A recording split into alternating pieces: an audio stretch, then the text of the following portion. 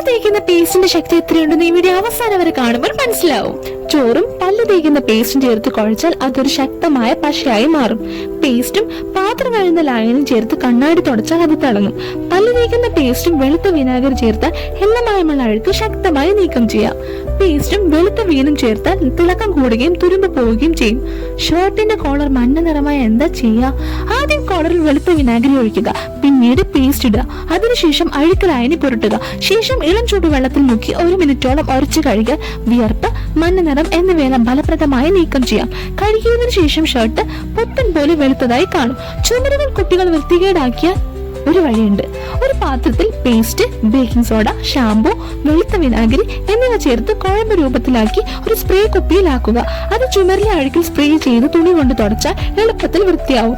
Toilet flushing ടാങ്കിന്റെ അടപ്പ് തുറന്ന് ഒരു പുതിയ ടൂത്ത് പേസ്റ്റ് എടുത്ത് അതിന്റെ ഒരറ്റം മുറിച്ച് ടാങ്കിൽ ഇടുക. ഇങ്ങനെ ചെയ്താൽ ടോയ്ലറ്റ് 1 വർഷത്തേക്ക് ദുർഗന്ധമില്ലാതെ വൃത്തിയായിരിക്കും. കൂടുതൽ ട്രിക്സിനായി ഫോളോ ചെയ്യുക.